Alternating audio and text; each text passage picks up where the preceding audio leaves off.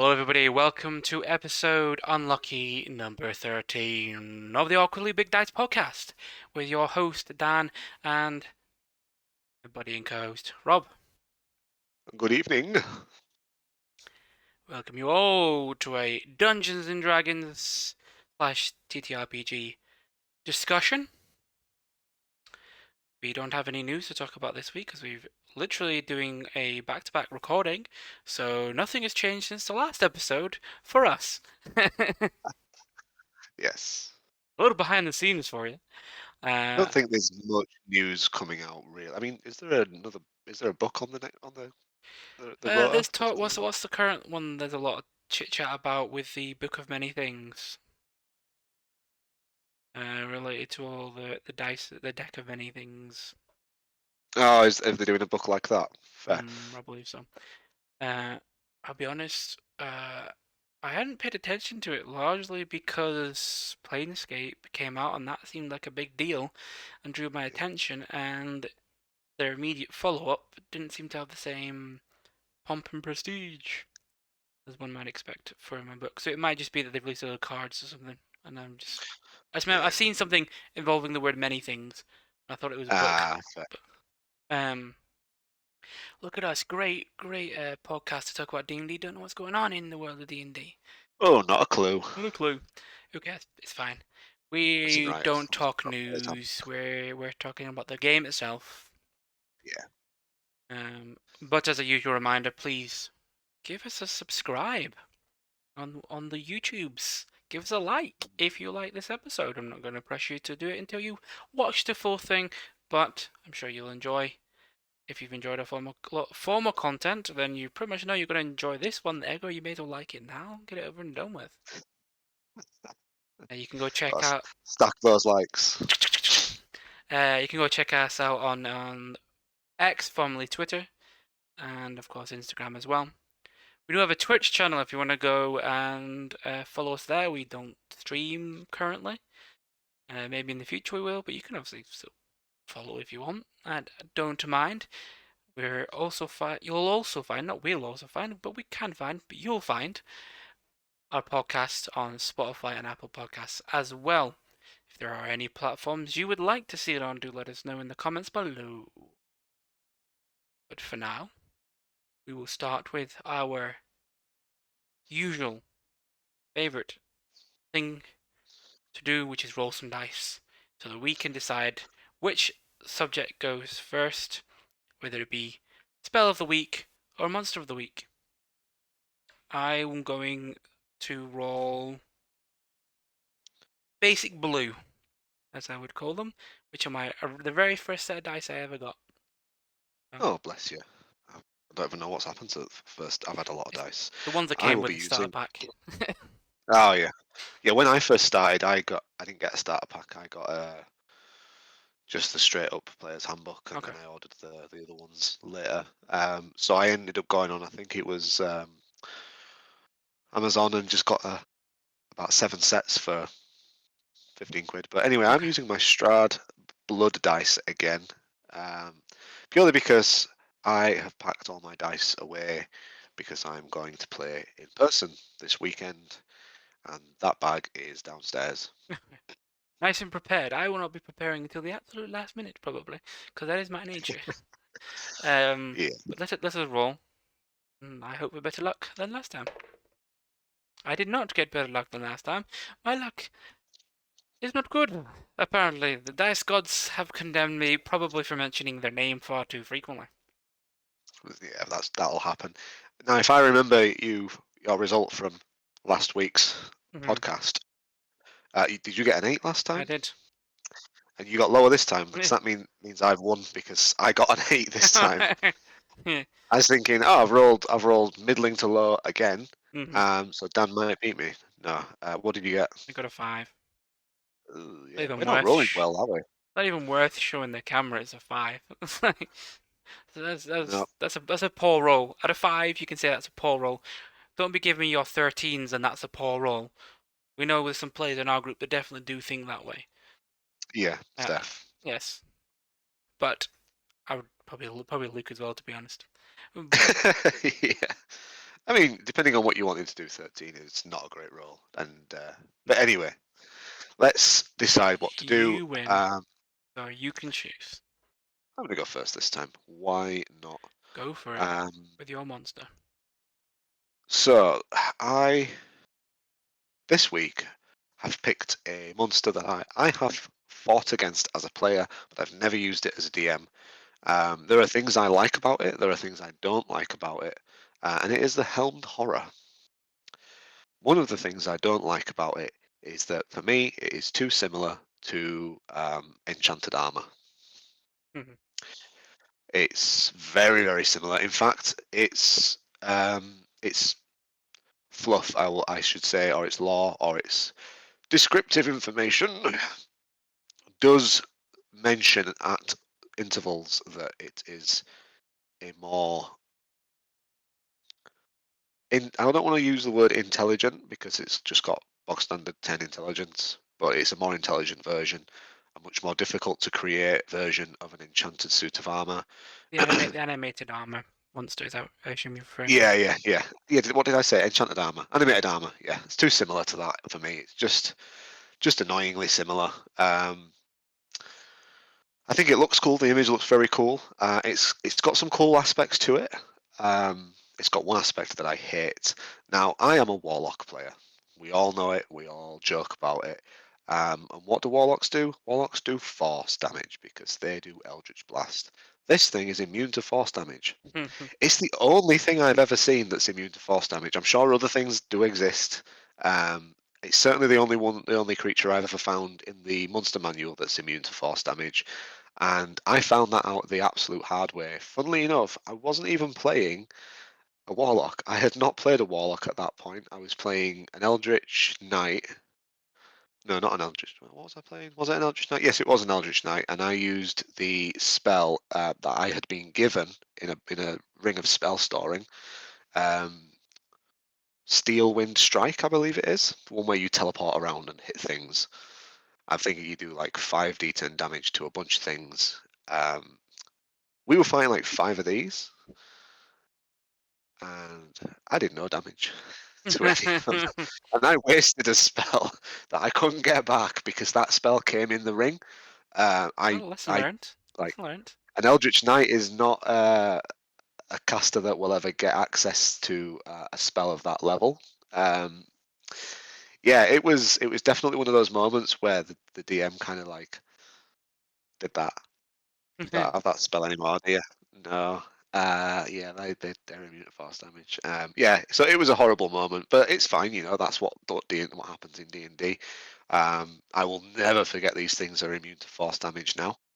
They're also immune to necrotic and poison, which makes sense. There's no flesh to be necrotic off them. There's no flesh to be poisoned. They are an enchanted or animated suit of armor. Um, they have all the immunities you would expect there as well: blinded, charmed, deafened, Mhm. frightened, and then some on top that you might not expect, like paralysis, petrification, Oh yeah, stunned. it's stuff. It kind of makes sense when it's just a suit of armor that's animated. I do though. Petrification, because that's turned to stone. I don't see why you can't turn metal to stone, but it Depends on is the what it is. process of how you want to imagine it gets turned to stone. Like if it's a Magic. okay, but are there that many that just turn people to stone? I'm thinking just because we've literally just had the Gorgon fight.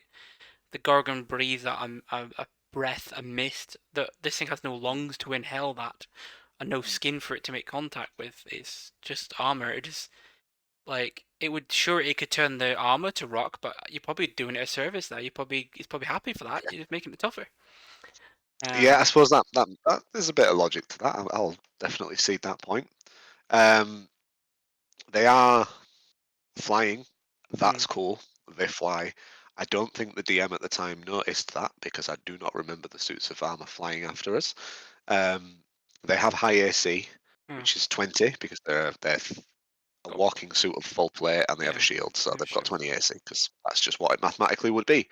Um, they don't have a huge amount of HP, which I think is a good kind of Well, balancing yeah. factor Well, there. I'll just because I feel like a good segue was when we were talking about immunities.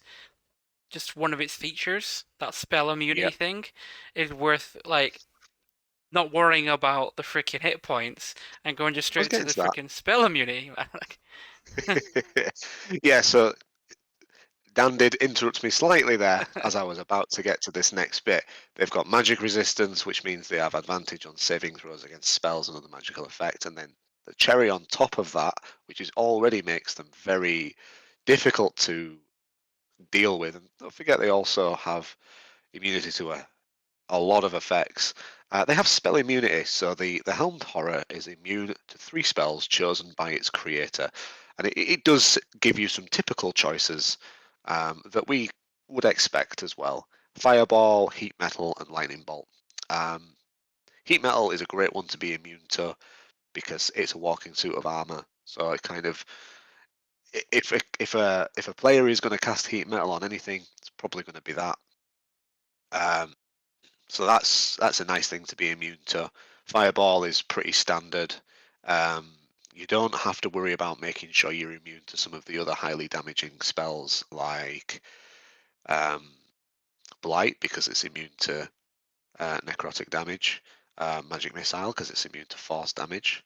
So you could maybe pick Cone of Cold if you have a high level wizard in your party, but that spell might be a bit high for the challenge rating of these for it to be immune to, unless you're thinking of using them as like a mass minion that Hmm. might be created, like almost like a kind of golden army sort of thing, or a horde of metal, where you might send a lot of them against your players, and in that case, I do quite like that spell immunity feature because the wizard could adapt their creations. Oh, you used fireball on them last time, and I'd not picked it. Well, this time they come at you, they're going to be immune to fireball. So there's, like I said at the start, there are things that I love about this creature, and there are Nice, things that I nice. really aren't that bothered Yeah. for about this creature.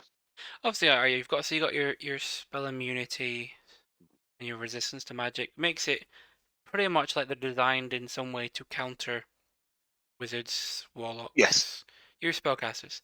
Um, I do think it's quite funny as well. I don't know if you, yeah, I assume you notice, but within its senses, because it's got no eyeballs, Hmm. it has blind sight. That's how it sees. So it's got 60 foot of that, but beyond that radius, it doesn't see anything. It's blind. Yep. That's interesting because you don't see that really at all too often.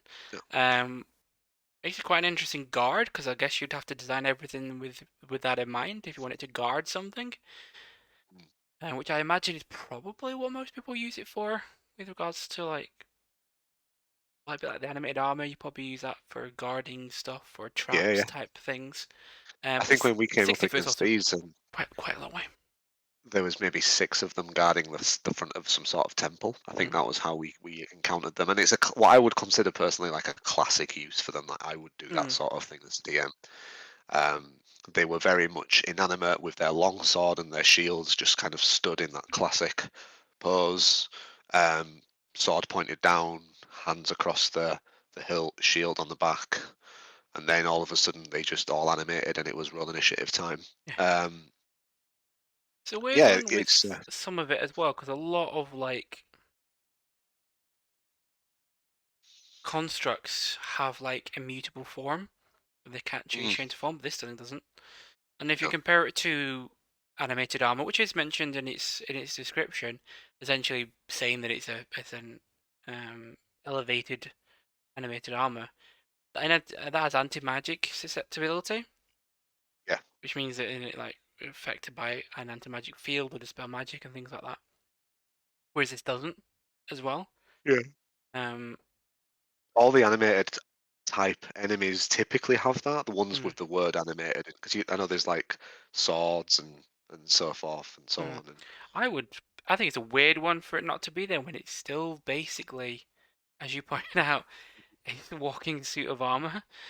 yeah, With a terrible name, if I'm completely honest. Like its name that's does another not do pet it peeve. justice.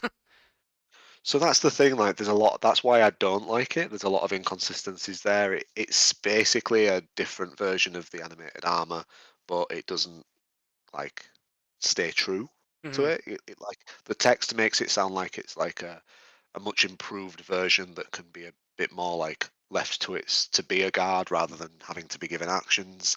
Um, the name Helmed Horror just reminds me of Hooked Horror and Hmm. other sorts of things like that. Usually things that have that kind of name live in places like the Underdark or those, or like the Yeah. Abyss or It's like if you the Shadowfell or those sorts of yeah, have you places. ever seen like where people online they do like what's show you a picture of a monster and you need to name what the monster's what the monster's name might be. If you did the Yes, opposite and said what is a helmed horror, I don't think anybody would go, oh, it's animated armor. exactly, exactly. They would You go, look at oh, it's this some and sort you of think, devil, right? Or like a monster with a hat on. Uh, yeah, I would think of you, yeah, the Helmed Horror. The name that makes you think that it is something already that's mm, truly sentient and is wearing some sort of big spiky helmet or some sort of scary helmet or something like that. Whereas if you actually look at the image, it's like you would think, is it a possessed suit of armor? Is it an enchanted yeah, suit of it armor? feels Or is like it? maybe I'm just missing some lore on this. Mm, But I can't see anything in the description that would state otherwise. But it's an inconsistent monster. It's like yeah, okay, so we just talked right. So necrotic and poison makes no sense. Do you know what other damage type doesn't make sense for this thing? Psychic, yep, not mentioned. You go to animated armor, which is supposedly the weaker version. It is the weaker version, but the weaker version, and that has immunity to poison and psychic. Not necrotic, weirdly typically enough, but okay. constructs are immune to psychic. I'd actually, although to play devil's advocate on that, I would probably say that's maybe the case because in the flavor text they Hmm. have said that it is a bit more intelligent in its Sure. nature. I guess it depends on So what you I would give it consider resistance psychic. personally. Yeah, Yeah. yeah, that's it. Yeah, it does. It's is because usually psychic damage, I would say you need a brain to Yes. have psychic damage done to you. Like Maybe things I with would give big this brains resistance. should have vulnerabilities, like a what's it called elder brain should be vulnerable to it, despite the fact that's their primary like psychic their thing.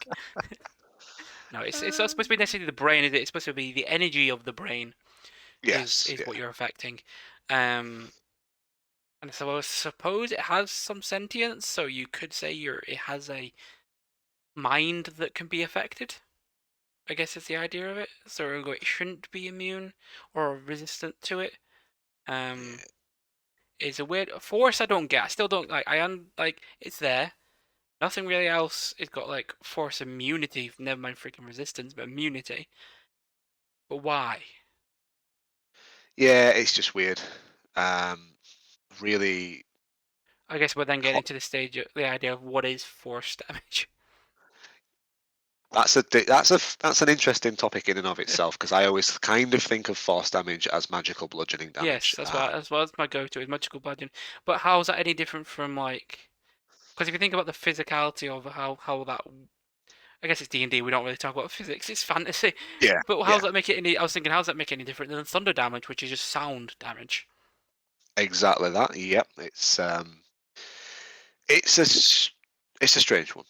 Um, But it's it magic. is. Who knows? Like it's magic. I I kind of think of force damage as just raw magic. That's kind of one way I think of it a little bit, like Yeah. raw magic in that, like in a lot of video games. I think like I don't know if it's in Diablo 4, but in Diablo 3 you had arcane as a damage type. Yeah. And that's kind of like what I think of that as a little bit. But yeah, it's yeah, that's I like the creature, but I also don't because it's super inconsistent. The monster manual has no extra lore on it. It doesn't explain any of the divergences from it from the animated armor.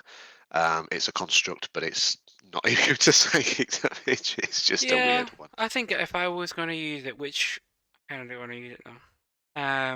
The reason I've never used it, by the way, is because I didn't realize You're not that's what allowed it to was. use this. I am. I can do what the hell. It's got two things that would be great against you. It's got more than two things that is great against me. Well, poison's not really your thing. I was thinking force Force, necrotic. necrotic, and charmed. Charmed, yes, of course, as well, yeah. Yeah, Frightened as well for yeah. uh your form of whatever it is, the dread form thing. Basically, Um Fitz is just going to be like, "All right, guys, have fun with that." but I just think in the sense of the lore of the world in which you're playing, these things would be around because they make perfect Mm. like anti-wizard or magic spellcasters, defense mechanisms or whatever you want to like. I think they could work as that. I would probably though have it something like it's a suit of armor that literally has a ghost in it, Yes, something I like that. think that, especially given the name, I Mm, think that works way better. That there's a trapped soul in it, or something mm. along those lines. Helmed Horror suits that way more. The picture wouldn't even need to change. Like personally, I would change the color of the energy inside the armor to like Oh that yeah, like death, I would deathly change the blue entire green. look of the But armor, but like the the but the cons. I mean, the armor looks scary. yeah, If it's it looks supposed to cool. be. Yeah, it's I got don't like the sword. like a I don't know what to call it. Like a is that like a devil gargoyle thing on the shoulder plate? Yes, some sort of I think it's supposed to be like lovely. devil demony, isn't it? Because of the shoulder plate. It's got like a Yeah, dragon on the gauntlet, and then on the whatever your it looks like a armored gorilla boots are on the called. on the knee. I was thinking like a lion maybe with its tongue sticking out. Eh, yeah, maybe. I don't know. Yeah, it's cool, but it's kind of ugly at the same time. Yes. Yeah, yeah. I think that looks much better if you stick him in like Daedric armor from Skyrim. Yeah, yeah. That'd look Oh, pretty I good. mean, if you were going to have this in Stormiri, it would be probably designed based on one of the houses that employed it or the Hmm. companies that employed it. It would be covered Yeah, in their heraldry. and I think it wouldn't have as many spikes. To be honest, No. I think it'd be far more uh, understated. It's not really with the Victorian aesthetic, is it?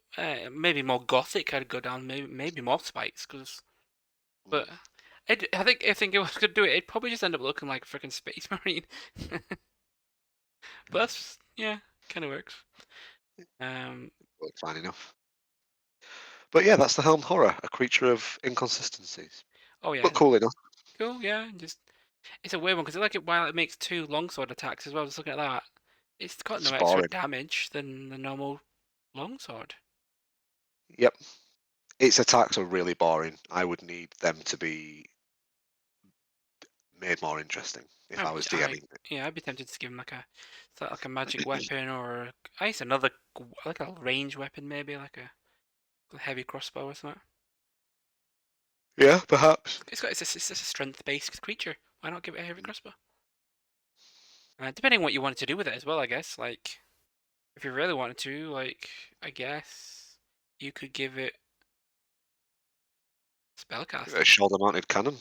You could. I think you give it spellcasting if you wanted to. I would only give it defensive spellcasting. I would give it maybe shield and maybe absorb elements. Okay. Um, and maybe once a day wall of force or something like that. Hmm. Because that kind of goes with the immunity to force. Like it projects it from its actual armor. Yeah, yeah, that works. Yeah, that works. Yeah, so let's move on from Helmed Horror. Talk Yeah. about it a little while, more than a little, but for a good while, and we'll move on from that to onto my spell of the week.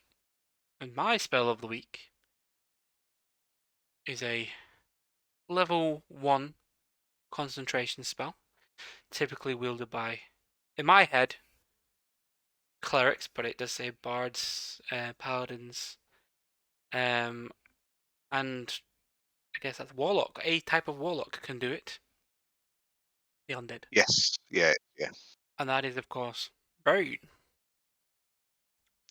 It doesn't allow you to be born or see in the dark. That's not its thing, unfortunately. Born of the Or allow you darkness. to beat Batman in hand-on-hand combat. But uh, I like the spell. I chose it because I like it. Though I also chose it because its power, I guess, dwindles with time. I shall I shall say. But I'll explain what Bane does for those who may not know. Mm. But basically, up to 3 creatures of your choice that you can see have to make a charisma saving throw. If it fails, um, whenever a target that fails the saving throw and makes an attack roll or saving throw before the spell ends, it must roll a d4 and take that off the result of that attack roll saving throw, which is great if you're, because sometimes they only manage to hit you by 2 or 3 points, and if it's a d4, that could become that could. Well, to be honest, I think I roll d4s mostly on ones, but hey, obviously you can cast it at a higher level as well, which essentially allows you to do it on an additional creature, kind of the typical way that most enchantment spells or the pervert spell class works. Yeah, true. Now, see, I'm rolling a d4 right now, and I've just got a 4 and 2 3s. Okay, let's have There's a a look. 2.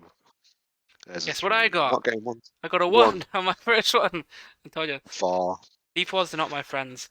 They hurt to stand on and they hurt my feelings because they always roll ones. I do like this spell. I feel it gets a little bit um, forgotten about. Yes, Um, underutilized. yeah, it doesn't get talked about very often. It's basically opposite Bless, isn't it? Mm-hmm. Yeah, you can't really talk about Um, Bane without talking about Bless. yeah. Although it doesn't quite do the same thing whenever target fails I mean, saving. it's a D4 that Attack you roll. either Oh add. yeah, it's attack roll or saving throw. Yeah, Yeah, sorry, yeah. it's the same. It's the same, just Bane takes it away from your enemies, and of course, Bless generally you cast it on your allies to give them the D4 instead. I think people forget about it because they think, oh well, it's gonna do. They think only about the saves. I've been guilty of this because I've had it on characters, and I've thought, well, I could put Bane on those, and then next turn I could do a spell that requires a save, and there might be a higher degree of chance that that save gets failed. But then at the same time, when you're down that avenue of thought, it's easier to think, oh well, I'll just cast that spell this turn, and then I'll use the spell slot again next turn to try again if it doesn't go through. So it's like it kind of like I can see the logic in why people are maybe a bit dismissive of it.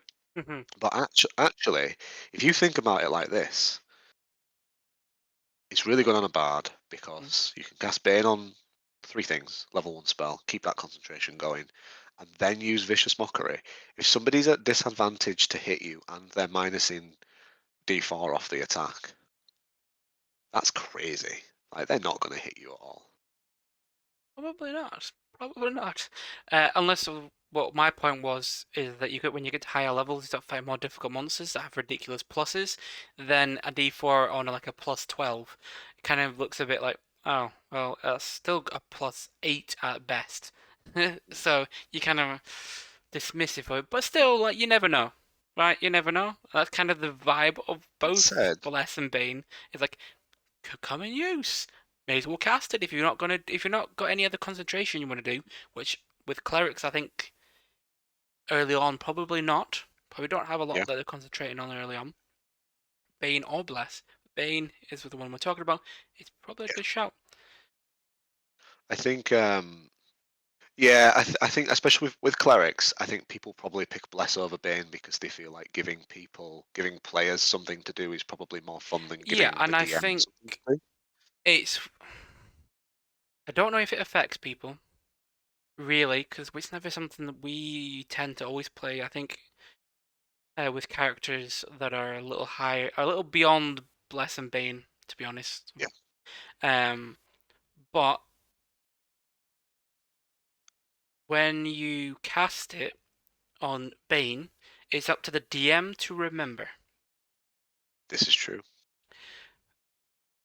With Bless, it's up to the players to remember, and if you tell them the likelihood they know they're going to get some sort of up or advantage over the Yeah, DM, with certain players especially, they're going to remember it. Even if they just yeah, stick a D4 in front of them to remember that they've got this, they've got Bless on them. Whereas yeah. a DM can put a D4 in front of him, but he's doing so much or she's doing so much uh, through the entire thing that there's no way they remember. Well, it's not true. They can't remember. It's really upon the player who's cast it, probably to remind them. And Yeah, I would say that is the case. some And DMs can be a little snarky about being reminded about things. one thing I would say though is that actually, I know you said that the D4 can be Mm, kind of can become a little bit like, mm, but but the first spell we covered when I had the choice to pick well, in fact, we did a spell each on the first couple of episodes. mm, My first spell was Synaptic Static. It's a level mm, 5 spell. It does a fireball's worth of psychic damage in a fireball's area, and then anything that's in that has to take an intelligence save and might have muddled thoughts, which does pretty much the same as Bane, except it's ability checks and attacks rather than saves. In mm. fact, is it? I can't remember at this point. But Well, it's a D6. yeah. But even only slightly, it's only the next dice up from a D4. It's only slightly bigger. Um, Much more friendly to me. it is. It's a nicer dice. That's all it comes down to. We need. Eh, a I five. need. I I need mean, to. says it all. Do you know what? I think we all, as D&D players and DMs, need to invest in D4s that look like D8s because they're way superior. Or even D4s that look like D12s. I've seen them. I know they exist. They're nicer. But anyway, yeah, I think it's a great spell. It's easy to pick bless over it, but I think as a bard, it could be fantastic because you could be the type of bard that also has the Mm. ability to reduce saving throws by, is it the eloquence bard that can reduce saving throws using a bardic inspiration as a reaction? Yes.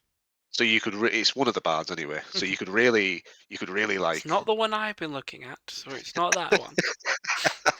you can really force a spell through anyway with that kind of bard if you've got Bane on someone already. Or you could even use that feature to make sure Bane lands, and then you've got more of a permanent thing. Hmm. Yeah, it's just good. Like, I mean, like Oath of Vengeance, Paladins get it, which is appropriate because it kind of goes with their whole vibe. Um, which means I probably did have it when I played Baldur's Gate 3 with my Paladin. I never actually remember using it. I may have. I feel like I used Bless maybe once. But to be I honest don't with think I you, ever I saw was Bane. saving my spell slots for one reason and one reason alone. And that was generally until I got um haste. I only use them for Yeah, um thingy. I've played a Smite. paladin. Um, Bane's cool. When you're a paladin, you're probably gonna have a big sword, and you're probably gonna have great weapon master. So you're gonna want bless rather than Bane. Hmm. And even then, you're gonna be wanting the cleric to put bless on you because you want to be using that first level spell slot to get those extra d8s. Hmm. Yeah, yeah. Either big sword or biggish sword and shield. Or hammer, Yeah, possibly. Um but I don't really have much more to say about Bane. It's a good spell, especially if you're levels 1 to 5, so first tier play. It's got concentration, it's a minute, so it'll last you for likelihood of your entire fight. The range is should be fine if you're starting a fight when you should be really using Bane. yeah, yeah. Um, yeah, one Charisma action. save. Charisma saves are good. Yes, generally on special monstrosities. Yeah, because a lot of stuff has higher wisdom than it does charisma. Hmm. And you see a lot of this sort of spell typically having wisdom as a save rather than charisma. So Hmm. that I like that it's Yeah, yeah. charisma. Well, a lot of time with when you're especially if you're going up against as a monstrosities as the type, they are the animals of the magical creature world. Yes. So they are not charismatic. They're not also not intelligent generally. For a tip for players out there. Um, Mhm. I think I always think one of the times I can remember is when I remember watching Critical Role, and I'm sure they cast Bane on a Hydra. And you think how many attacks that thing gets because all its bloody heads. Yeah. That D4 can come in a lot of handy. A lot of handy. That doesn't really make any sense. Can come in handy. Well, this is it. Like, if you're against a big single target creature, and you are all of you are going to fight that single creature. That's how those fights are. They become a little bit of a bloodbath because of that. Because everybody just kind of stands around hitting this thing. They can do. typically. Even when there's a nice environment designed, it's quite difficult to get away from that. Hmm. Um, Depends on your party. Our current party line, no, because that's not what we're yes, comprised yeah, of. So that definitely doesn't yeah, happen. yeah. Typically though, Typically, typically though. yes, typically. If you've got a bard, and I've said this already while we've been discussing Bane, but you put Bane on that, and then you vicious mockery that Hydra. Oh yeah, that's not hitting. You No, can no. knock those heads off at your leisure at that point. Yeah, make sure to hit it with some fire damage to stop its head regenerating, and you're good. Or coming back as two heads, whatever it is it does. Yeah, it Uh, is, yeah. but that is Bane, not the character from Batman, but it is a spell from Dungeons and Dragons, as well as being a character from Batman. But that's not what we're talking about. May it always be the bane of your DM's life. Yes, that is the the correct usage. That is what it means. That's quite literal. Yes. Or if you're a DM, the bane of your players. Yeah, players will not expect to have this cast on them. Do it. I don't think anything I've got prepared as Bane. Maybe that's an addition I need to make. Um, can any other thing I've got do it? No, not really. Oh well, it's fine. Yes, it's fine. Give it to any spellcaster that you party come against. Just give it Bane. Why not? Why not? But we'll move on from Bane, from our spell of the week, or my spell of the week, and Rob's monster of the week.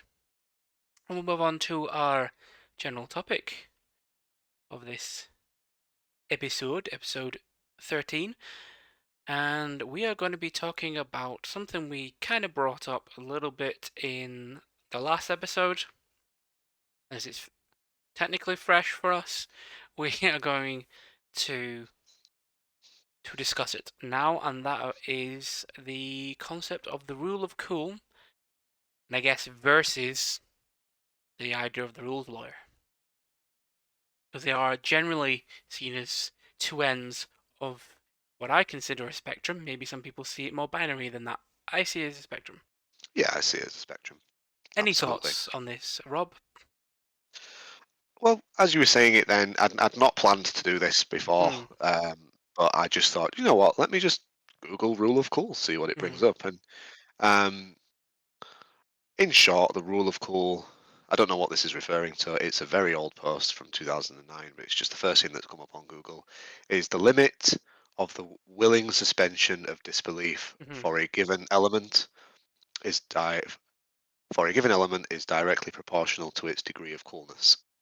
I.e., the cooler something is, the more unbelievable it is. But at the same time, I think realistically the way it translates into D&D is cinematic expression. Sure. Yes, that's how I would expect it to be used, but yes, sure. Or at least that's, yeah, like you've just said, that's kind of how I would see it. Um, what I like when it comes to rule of cool is we I mean, this goes back a long time, back when I used to play Warhammer Quests with some friends at my local LGS, and there was one particular player who I now play D&D with in my Monday group. One of my longest serving friends. He always used to ask. Serving. Yeah, exactly. Yeah, I know I'm hard to be a friend with. No, Um, you're not. joking is a joke. Anyway, I'm also um, joking. I know, because I am hard to be a friend with. But they would always ask to do something more risky, and hope for then some sort of reward or Hmm. penalty or punishment if they failed. And I think that that is a really good sentiment to bring to D&D, and something that a lot of DMs should get on board with. If a player wants to try and do something that might be a little bit out of the norms of the description of the ability, Hmm. or a bog standard basic melee attack or ranged attack, or the description and function of a spell, as long as you're not breaking the game or giving them the equivalent of like a second level spell for a for a first level spell slot or something like that, um, then I say give them a chance to succeed. Mhm. Make it equivalently difficult, correctly Mhm. difficult for the situation, um, and make the stakes reflect the actions as well. Mhm. Like allow things to go Yeah, badly for them if they that's fail. that's a very middle, unbiased view of rule of cool, or a fair rule of cool.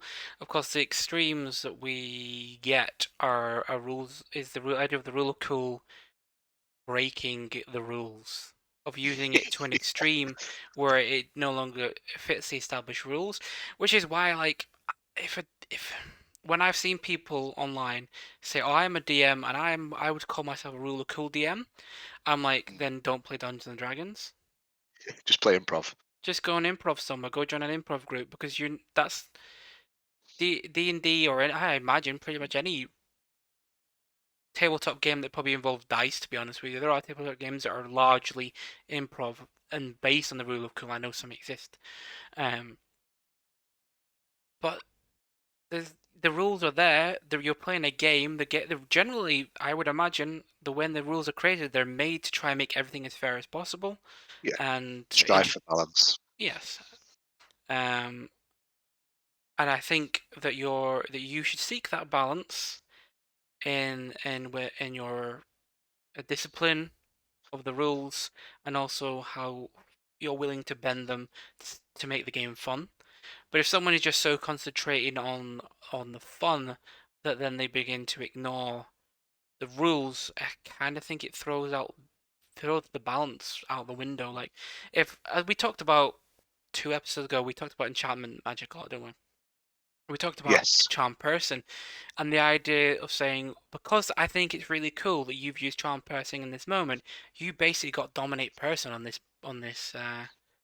Oh this yeah, monster, that's which not is, rule. you've mentioned it before, treating it like a first level spell like it's a fifth, sixth level spell. Yeah. But that is generally the way that it ends up going, and I also have, like, as long as you stay within, what's it called, within inside the boundaries of suspension of disbelief. Yes. So if you go to a point where I can no longer believe that could, even in a magical universe, that doesn't make sense, or within the universe you've DM or you've established as happening. So if you've got gravity in your world, a guy shouldn't just start going floating off unless because it's a magical spell which does that. But you shouldn't just be able to jump ridiculously high in the air, though D&D jump rules are ridiculous anyway. But you Yes. shouldn't just be able to jump like, I don't know, the Matrix when it doesn't make any sense. Just because you think, oh, that's really cool and cinematic. Um, I think that's it. Like there's a few different stereotypes for what I would class as rule of cool, which are good, and there's a few different yeah. stereotypes for what I would class as rule of cool, which is just bullshit, and I don't want to see at my table. Hmm. So like some good rule of cool, typically you see it more with your melee weapon classes, specifically monks, maybe rogues, more acrobatic dex classes. Let's Hmm. say you're fighting someone massive like a dragon or a Hmm. huge devil or a demon or a monstrosity Or Hydra. or a hydra, and it's like, can I run up this thing's back and ram both my twin swords into its eyes or whatever, and can I do that to gain some bonus to my move? And I would say absolutely, give me an acrobatics roll, and I will set a DC depending on what I think is correct. Even for someone like a monk, or even a Dampier who has spider climb innately, or a monk who can run up surfaces, I would Mm, still add a difficulty to it because it's a moving surface that 100%. running up a dragon's neck. Mm, It's like it's not going to be easy no matter because it's going to be actively trying to shake you off.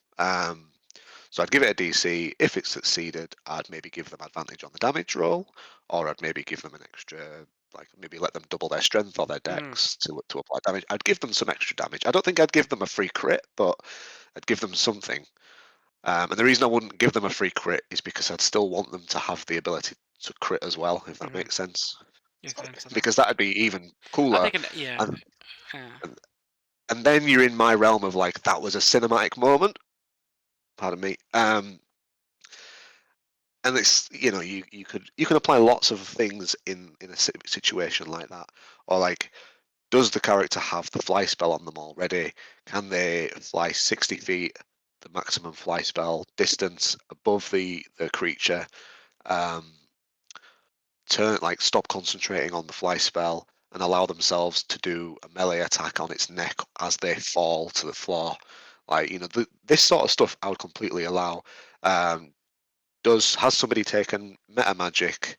Has a hexblade warlock taken the meta magic feat to be able to quicken spell, cast Dimension Door as a bonus action, be 500 feet above the dragon, and then just drop, because you'll still drop that full distance in a turn Mm, without slow fall, and do a massive attack on its mm. neck. Yeah, I'd allow that. That Yeah, might kill the player, I but think. I'd allow it. Oh yeah, I think rule of cool is used to reward. It should be used to. I don't know if it's even the right way to phrase it, but it should be used to reward creativity.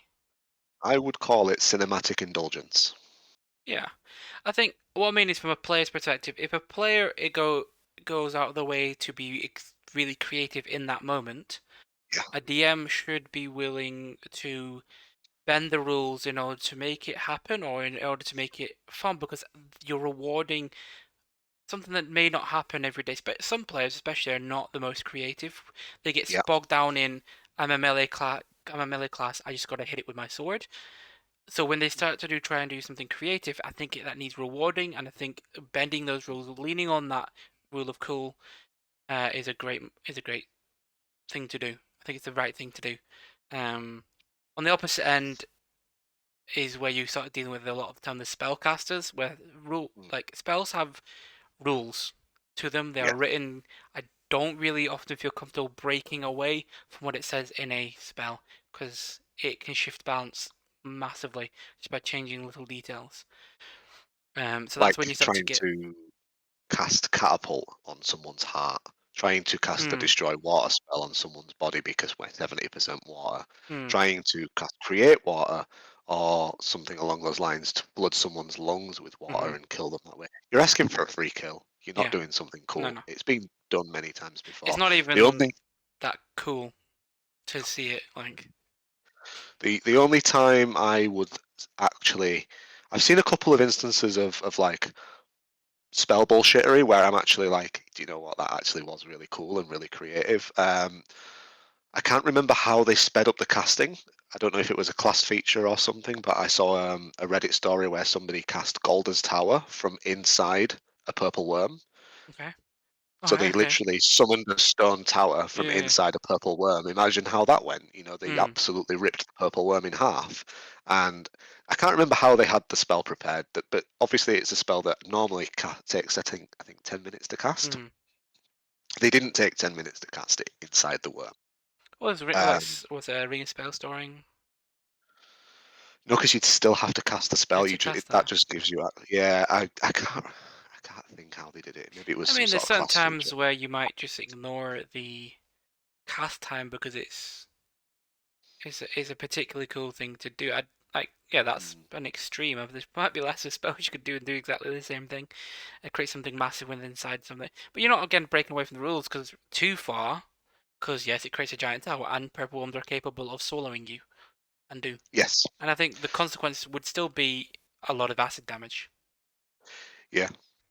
You are breaking away from the rules in some way. I can't remember what if Golder's Tower has this rule, but I know Liamon's Tiny Hut has the rule that if something is inside it when you create it that can't fit within it, it gets forced out, Hmm.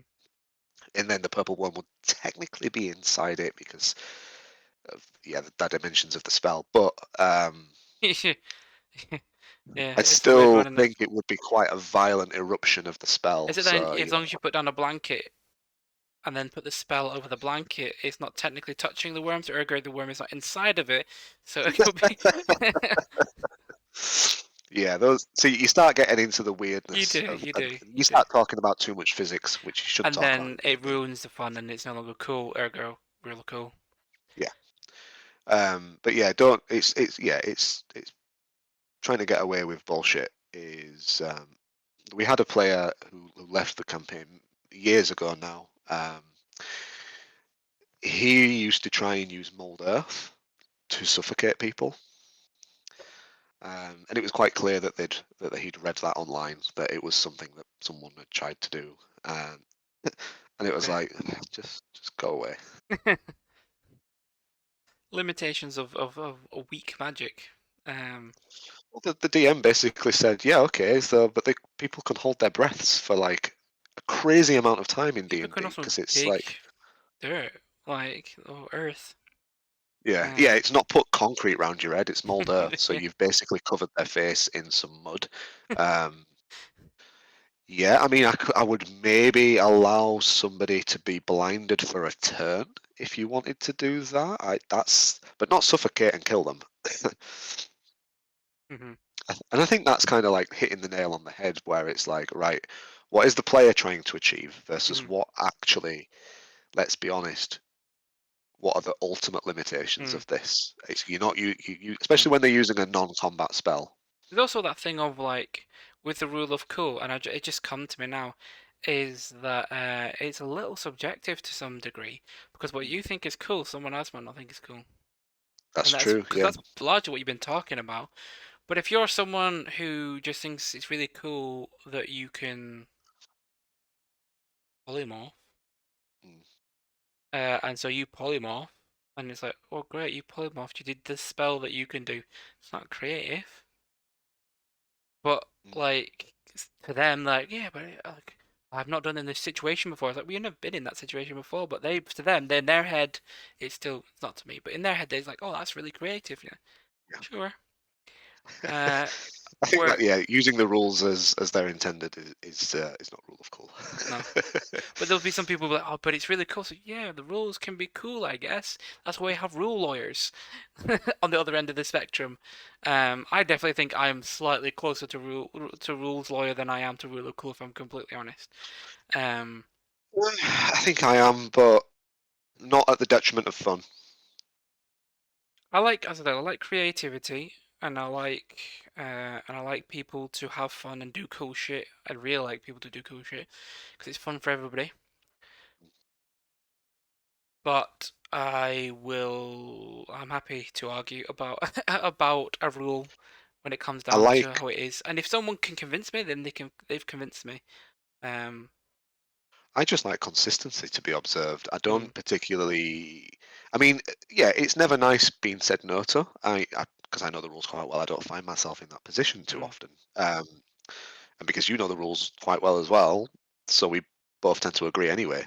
mm. Because we And usually the get problem is feedback. sometimes I think with us is we'll have it so that we both know the rules and we both know the other person knows the rules. So when we correct each other, we're not sure which one of us is correct because we both Yeah. know the rules.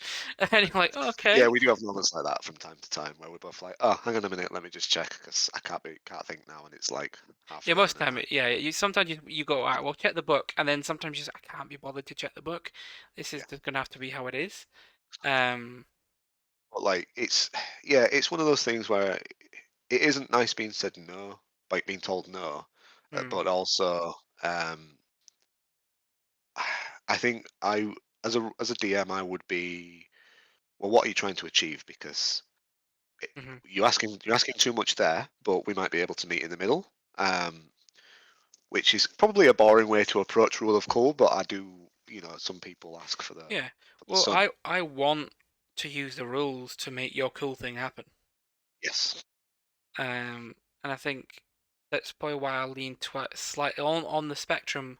I I lean slightly towards that rules lawyer because some people wouldn't care about the rules when it comes to they ask to do something cool. They would just do it. Whereas I'm going, I want to make sure it works within the rules so that we can make sure it's balanced and fair, so that the next person who does something cool is has the same treatment. Or, Yes. Yeah. some Fairness is yeah, important. because you don't want to have someone who does something epic and awesome not have the same outcome as someone who does something that's kind of cool, I guess. Yeah, because you'd prefer a creative player to encourage your other players as well. So you kind of want Mm-hmm. to hit that. There's a sweet spot for sure. There 100%. absolutely is. Yes. There was definitely something else I was going to bring up about it, but I've absolutely forgotten it now. Oh, there's always lots of things to discuss with in this thing, because then Yeah, there are like if we look at there are certain spells we talk about remove curse that we did in the last episode, yeah, where the rule, I guess, the written thing is not very specific. yes, So then you've got to go, do I make it just cooler, or do I just go with like the rule as written and it's kind of then just OP yeah, or underpowered? Um, so yeah, the spell. It's so much of like rule lawyer stuff. The arguments are always about spells, aren't they? So much of it yeah, is just it's rarely is it things to do with literally like actions, bonus actions, reactions, or like how contests work or any of this sort of stuff. It's generally just like spells. Spells have a lot to yeah. answer for. Um, They do, but they have a lot of fun to answer for as well. they do. Which yeah, I can get it if you think it's also that I guess if you think magic works in a way in a certain way, and it's how you envision it in your head, and the spells don't really work how you envision it, maybe don't play D&D. As much as I love D&D, there's probably a better system for you out there. On that very specific subject, one of the sticking to rules or not sticking to rules, rule of calls things that particularly irritates me Mm, um, is when players don't understand um, vocal and semantic components well enough. hmm So they think they can go ahead and I saw an Instagram reel literally today. It was hmm a perfect example of it, and it was a harmless spell, but it delivered offense. So players went into a shop, and the wizard said, "I want to cast detect magic just to see if there's anything of worth." Obviously, detect magic has vocal semantic components. hmm The shopkeeper was like, "Whoa, whoa, whoa! What spell are you casting there, sir?" And the player was like, "What do you mean? I'm not casting anything." And like, well, I saw you uttering the words that are some arcane intoning. Blah, blah, blah. I can't speak. I saw you uttering some arcane incantations, and I saw you waving your wand or your staff or whatever. You were casting something. What are you doing? Yeah. And it's like this is a situation where the player was just innocently saying, "Actually, I'd like to know if there was some magic items here." But they've gone into the shop and they've cast the spell right in front of the shopkeeper, which has made the shopkeeper suspicious because they're not educated enough to know that they're casting a harmless spell. They've just seen somebody barge in their shop and start casting a spell, and they've gone, "Oh, Mm. get the fuck out!" Most arguments I've ever seen online, Reddit arguments and such, are generally always like, X person wants to do this spell. They've not read the spell properly. And Yeah, then, so half the people going, well, the spell doesn't do what they want it to do, ergo it doesn't work. And then other people going, oh, rule of cool, it could make it. No, I actually fall on the side of the rule. It has these written things it can do. yeah, That is what it does. You can do quite a lot sometimes within the space of that, but if it literally doesn't do that, yeah. then it doesn't do that. Um, just how it Another goes. way to get round it as well, if your players are trying to get away with a bit too much in terms of stretching cantrips and really low level spells, hmm is to just remind them that, okay, if you've been able to achieve that, so can everybody else that can cast those spells. So you've True. opened up the Pandora's box now. hmm You thought you could cast catapult and fire somebody's heart out of their chest. Well, Yeah. my Uh, catapult caster's got spell sniper and a pair of Oof. binoculars. Oof. That's cool. That's cool, but dark as well at the same time. Yeah, But it doesn't work in the scale of no, it rules. does absolutely doesn't. But But if you've let the players do it, then the then DM can do your it. DM can do it. Yeah, that's just whatever I was gonna say is gone now, just from the image of like it's like the movie Shooter, but it's like instead of just ripping hearts out from distance. Yeah, Um, no, yeah, that. Yeah, yeah, so many arguments about spells, and it's always cantrips, generally speaking. Cantrips it usually the ones like people want to do something amazing with a cantrip, and you gotta go, it's a cantrip, buddy. Like, look, I get it. Like being able to boil somebody's blood as a wizard would be cool as shit. So ask your DM for a homebrewed spell at an appropriate level to allow you to do that, or cast blight and just flavor it like that. Or when you finally do kill somebody with your fire spell, just have that as a description at the end of it. Yeah. Like, uh, yeah, it's lots of ways You could to you could flavor it. literally flavor blight that way, like their blood starts frothing and like Yeah. seeping out of their pores as they're dealt necrotic damage, and it turns from red to black. And like, Mm. yeah, it's not Yeah. exactly boiling it, but you're doing something very similar. Yeah. Well, I find with spells, that I think with creativity as a general subject, I guess, that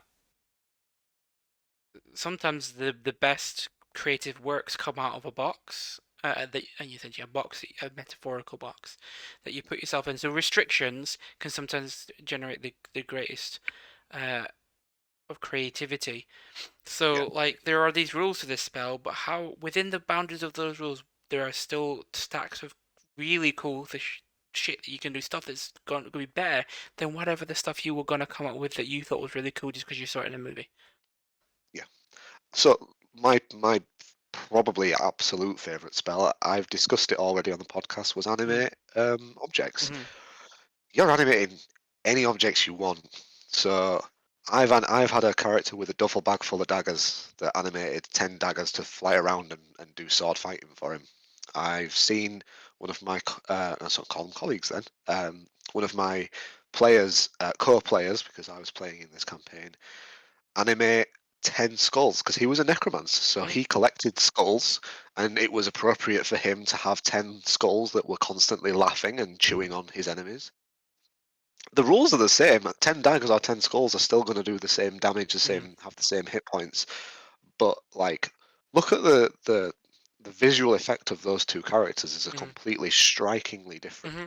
And then on top of that, my warlock Arthur cast always used to cast it as though it was telekinesis, because in my opinion the telekinesis spell is dog shit.